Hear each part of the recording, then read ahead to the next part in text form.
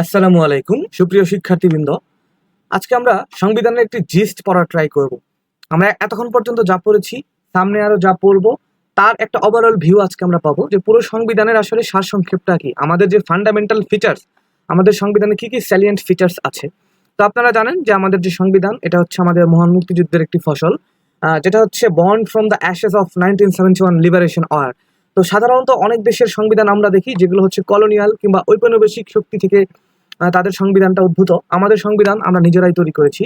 তো এই ক্ষেত্রে একটা আমরা যদি শুরুতে আলোচনা করি একটি ভালো সংবিধানের আসলে বৈশিষ্ট্যগুলো কি, তো এগুলো যদি আমরা জানতে পারি তাহলে আমাদের সংবিধান ভালো নাকি খারাপ এটা জানতে আমাদের অনেক হেল্প হবে। তো একটা ভালো সংবিধান it's a bedrock of stable governance and social justice. আমরা যদি একটা ভালো শাসন ব্যবস্থা তৈরি করতে চাই, সমাজে ন্যায় বিচার প্রতিষ্ঠা করতে চাই, তাহলে কিন্তু একটি ভালো সংবিধানের কোনো বিকল্প নেই। তো এই ক্ষেত্রে আমরা দেখবো যে একটি সংবিধান must be clear, comprehensive and adaptable while protecting fundamental rights and promoting public welfare। যে আসলে মেইন উদ্দেশ্যটা হবে ফান্ডামেন্টাল রাইটস যেগুলো আছে, মৌলিক অধিকার নিশ্চয়তা করা কিংবা পাবলিক ওয়েলফেয়ার নিশ্চিত করা। কিন্তু এটা করতে যে আমাদের সংবিধানের বৈশিষ্ট্য হতে হবে, এটা স্পষ্ট হতে হবে, কম্প্রিহেন্সিভ হতে হবে এবং সমাজের সাথে অভিযোজন মানে খাওয়াতে পারে এরকম একটা সংবিধান আমার লাগবে।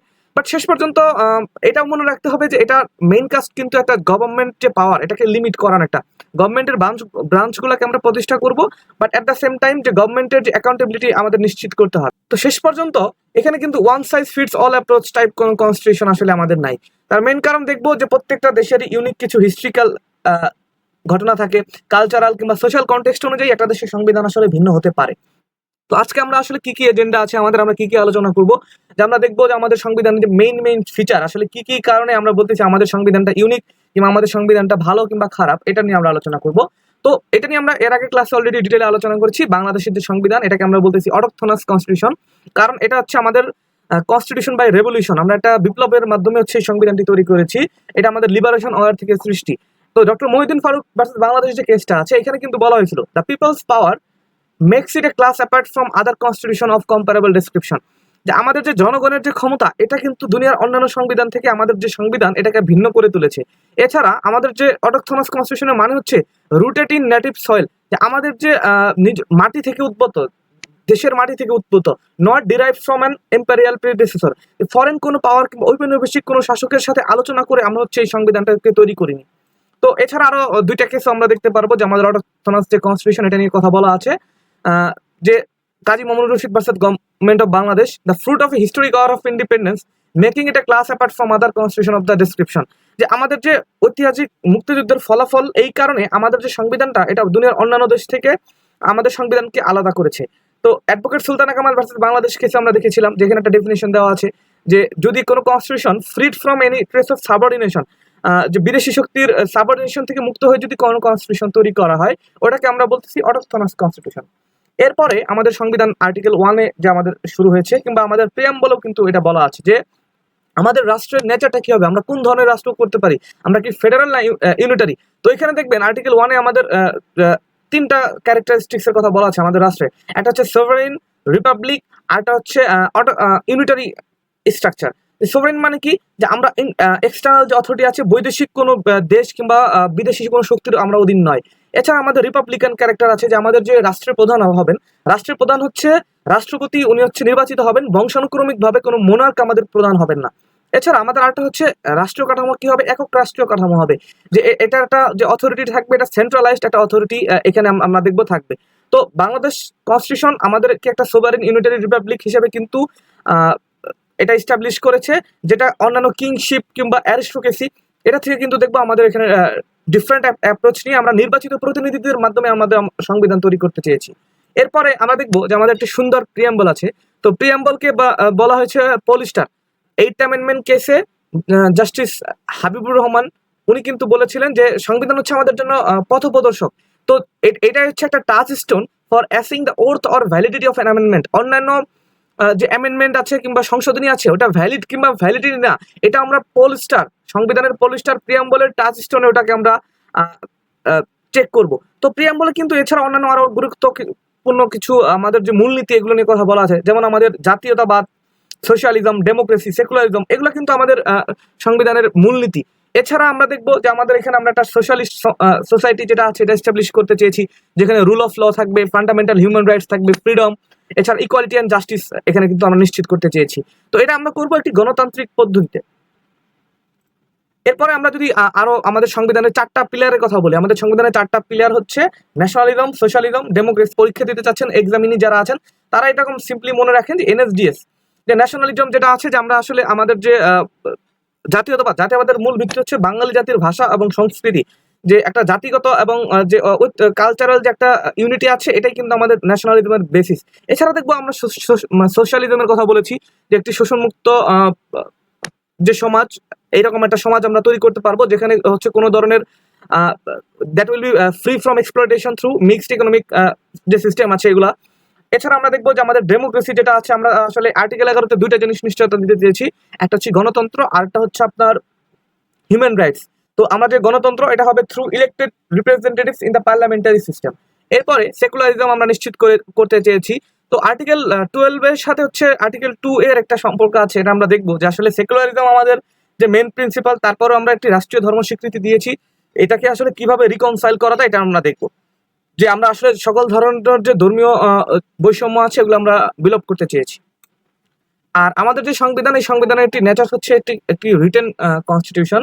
তো রিটেন কনস্টিটিউশন এছাড়া আমরা দেখবো সংবিধানের নেচারটা অনেকটাই কম্প্রিহেন্সিভ, কারণ এখানে অনেকগুলো অনুচ্ছেদ আছে, অনেক ধরনের অর্গানের কথা বলা আছে, যে রাষ্ট্রের মেনলি যে 3টা অর্গান আছে, এক্সিকিউটিভ, পার্লামেন্ট এবং জুডিশিয়ারি, এটা বাদেও হচ্ছে আমরা আরো অন্যান্য যে ইগুলো আছে অর্গান আমরা কিন্তু এই সংবিধানের মাধ্যমে এস্টাবলিশ করেছি। তো এখানে রিটেন কনস্টিটিউশন ভার্সেস আনরিটেন কনস্টিটিউশনের সম্পর্কে যদি আপনি আরো ডিটেলে জানতে চান, এটা নিয়ে আমরা প্রিভিয়াসলি আরেকটা ভিডিও তৈরি করেছি।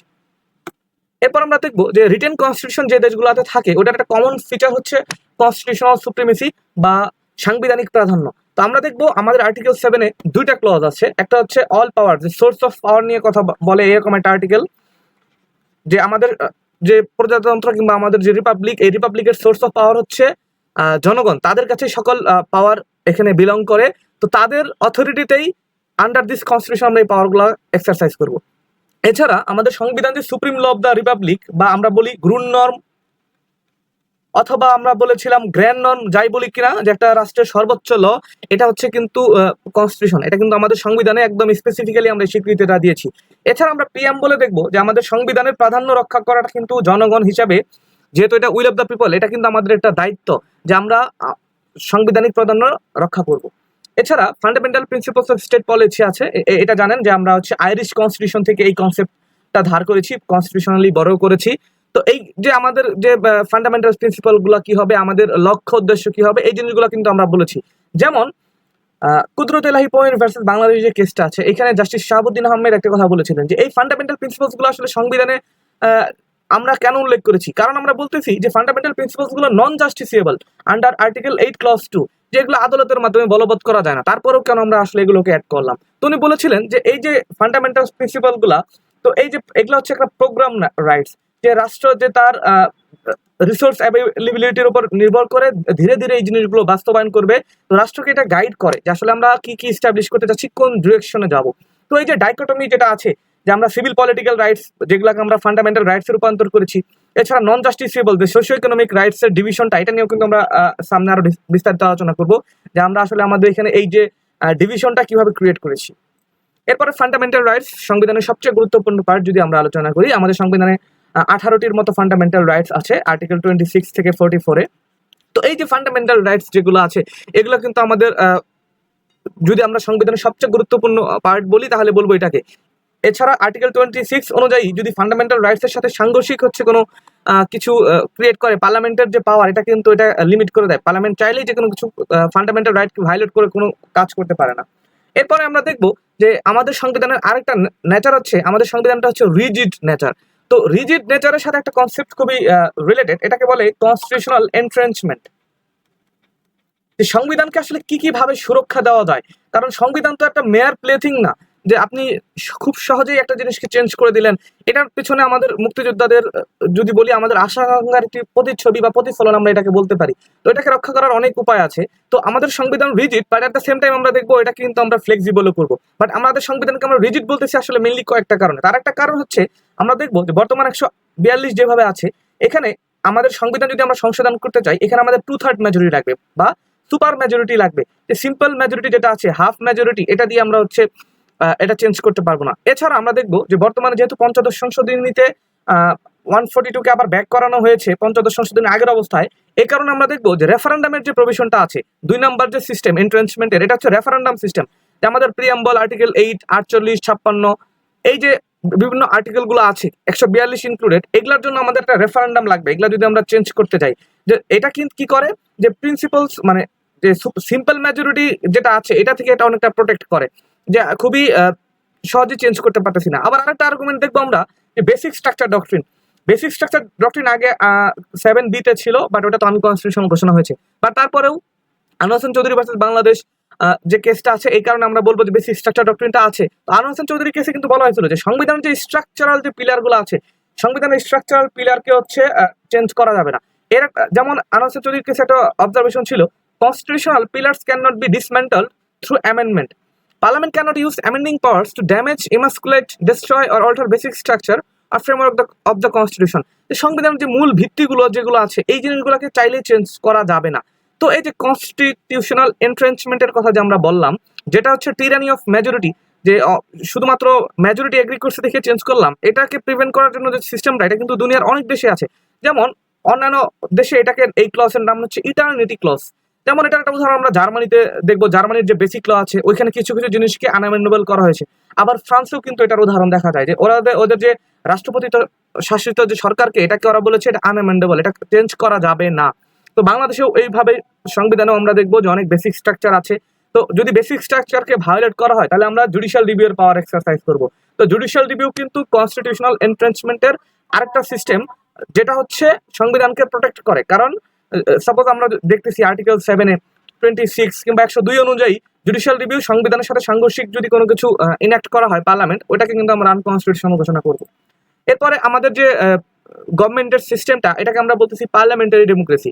আমাদের যে সিস্টেমটা আছে, প্রাইম মিনিস্টার রিয়েল এক্সিকিউটিভ, আর হচ্ছে রাষ্ট্রপতি হবেন হচ্ছে টিটলার হেড। তো এই সিস্টেমটাকে আমরা মানে আলটিমেটলি ধার করেছি ব্রিটিশ ওয়েস্টমিনিস্টার যে সিস্টেমটা আছে এইখান থেকে। তো এখানে এক্সিকিউটিভের যে সিস্টেমটা আছে, পার্লামেন্টের ডেমোক্রেসিতে এক্সিকিউটিভের রেসপন্সিবিলিটি, কালেকটিভ ক্যাবিনেট রেসপন্সিবিলিটি যেটা আছে, এটা কিন্তু পার্লামেন্ট নিশ্চয়তা দেয়। তবে এখানে দেখবো যে আমাদের আসলে আর্টিকেল 70 কিন্তু এখানে একটা প্রবলেম ক্রিয়েট করেছে। কারণ আমরা অ্যান্টি ডিফেকশন যে এটা আছে, যে ফ্লোর ক্রসিং আমাদের দেশে করা যায় না। তো এটার অনেক প্রোজ অ্যান্ড কনস দুইটাই থাকতে পারে। বাট অ্যাকাউন্টেবিলিটির যে সিস্টেমটা আছে, থিওরিটিক্যাল অ্যাকাউন্টেবিলিটি, এটাকে কিন্তু এটা কিছুটা আন্ডারমাইন করেছে। কারণ এখন এমপিদের একটা ফ্রিলি ডিসিশন মেকিং করার যে ক্ষমতা, এটা অনেকটা কমে গেছে। আর আরেকটা প্রবলেম যেটা হয়েছে, যে কনভার্জেন্স এখন বর্তমান হয়েছে, যে লেজিসলেটর যারা আছে তাদের মোস্ট পাওয়ারফুল যারা ক্যান্ডিডেট, তারাই হচ্ছে এক্সিকিউটিভ হন। যার কারণে there is a convergence between legislative and executive power, যে আসলে দুটার মধ্যে ডিফারেন্সিয়েট করা যাচ্ছে না, যে আসলে কে কার দায়বদ্ধ নির্ধারণ করবে। কারণ লেজিসলেটরদের মধ্যে যে সবচেয়ে শক্তিশালী মেম্বার, সেই তো এক্সিকিউটিভে যাচ্ছে। তো এছাড়া আমরা দেখতেছি আর্টিকেল 70-র কারণে আমরা হচ্ছে নো কনফিডেন্স ভোট যেটা আছে, এটা দিতে পারতেছি না, যে সরকার পরিবর্তন করা, এটা পারতেছি না। ইভেন বর্তমান অবস্থায় এমন হচ্ছে যে আসলে আমরা দলের বিরুদ্ধে ভোটই দেওয়া যাচ্ছে না। তো এটার এই ফর্মে থাকাটা অনেকটাই মনে হয় যে একটু ওভার রিচিং প্রভিশন। তো অ্যাটলিস্ট যদি আমরা নো কনফিডেন্স ভোটে ভোট মানে যে মোশনগুলো আছে, এগুলাতে যদি ভোট নাও দিতে পারে, অন্যান্য ম্যাটারে আমার মনে হয় যে আসলে পার্লামেন্টারি মেম্বার যারা আছে তাদের একটা লিবার্টি থাকা উচিত, যে অন্যান্য ম্যাটারগুলোতে তারা ডিসএগ্রি করতে পারবেন। এছাড়া আমাদের যে জাতীয় সংসদের যে ধরনটা, এটাকে আমরা বলতেছি এক কক্ষ বিশিষ্ট বা ইউনিক্যামেরাল যে সিস্টেম। তো আমাদের যে পার্লামেন্ট আছে, পার্লামেন্টের কিন্তু পাওয়ার আনলিমিটেড না। কারণ আমরা আর্টিকেল 65-এ দেখবো যে পার্লামেন্টের যে ল মেকিং পাওয়ার, এটা হচ্ছে subject to the constitutional limitation. তো পুরো সংবিধানে বিভিন্ন আর্টিকেলে আমরা দেখবো যে পার্লামেন্টের যে ল মেকিং পাওয়ার, এটার উপরে কিন্তু একটা রেস্ট্রিকশন আমরা দিয়েছি। তো আসলে আমরা কেন এই যে Westminster style parliamentary system adopt করলাম, তো এটা নিয়ে আনোয়ার হোসেন চৌধুরী ভার্সেস বাংলাদেশ যে কেসটা আছে, 8ম সংশোধনী মামলা, ওখানে জাস্টিস মোহাম্মদ হাবিবুর রহমান বলেছিলেন, non responsible and autocratic presidential rule perpetuated through civil military bureaucracy, economic exploitation, political, social and cultural discrimination in Pakistan led people to struggle for securing to democracy. যে ওই সময়ের যে অটোক্রেটিক প্রেসিডেন্সিয়াল রুল ছিল, এটা কিন্তু আমাদের একটি গণতান্ত্রিক সরকার ব্যবস্থা অর্জনে অনেকটাই বাধাগ্রস্ত করেছে। এটার একটা রিফ্লেকশন কিন্তু আমরা প্রভিশনাল কনস্টিটিউশন বাংলাদেশ অর্ডারেও দেখেছিলাম, যে কেন আমরা প্রোক্লামেশন অফ ইন্ডিপেন্ডেন্স প্রেসিডেন্সিয়াল ফর্মে থাকলেও যুদ্ধের পরেই আমরা হচ্ছে আবার পার্লামেন্টারি ডেমোক্রেসিতে কিন্তু সাথে সাথে ফিরে গেছিলাম, কারণ আমাদের এক্সপেরিয়েন্সটা ছিল বাজে। এছাড়া আমরা দেখবো যে লেজিসলেটরের কিন্তু বিভিন্ন কনস্ট্রেন্ট আছে, লেজিসলেটর চাইলেই সবকিছু করতে পারে না। যেমন আর্টিকেল 65 এর ক্লজ 1 দেখবেন বলা আছে subject to the provisions of this constitution. তার মানে পার্লামেন্টের যে ল মেকিং পাওয়ারটা এটা হচ্ছে সংবিধানের ক্ষমতার আন্ডারে কনস্টিটিউশনাল সুপ্রিমেসিতে। এছাড়া আর্টিকেল 7 এর কিন্তু কনস্টিটিউশনাল সুপ্রিমেসির কথা আমরা ডাইরেক্টলি বলেছি যে সংবিধান হচ্ছে সুপ্রিম, এটার সাথে সাংঘর্ষিক হলে ওটা বাতিল। আবার ফান্ডামেন্টাল রাইটস 26 ক্লজ 2 তে আমরা দেখবো বলেছি যে ফান্ডামেন্টাল রাইটসের সাথে যদি কোনো কিছু সাংঘর্ষিক হয় ওটাকে আমরা বাতিল ঘোষণা করতে পারবো। তো শেষ পর্যন্ত আমরা একটা লিমিটেড গভর্নমেন্ট যেটা আছে, লিমিটেড গভর্নমেন্ট কিন্তু এনশিওর করতে চেয়েছি, পার্লামেন্টকে আমরা অবারিত ক্ষমতা দিতে চাইনি।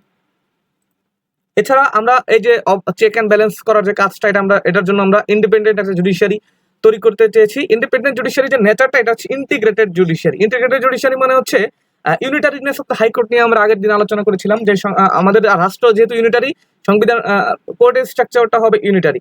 আর এছাড়া আমরা দেখবো ইন্ডিপেন্ডেন্ট জুডিশিয়ারি নির্ধারণ করার জন্য আমরা অনেক প্রভিশন ইনশিওর করেছি। তার মধ্যে উল্লেখযোগ্য হচ্ছে আর্টিকেল 22 যেটা হচ্ছে আমাদের সেপারেশন অফ পাওয়ার নিশ্চিত করে।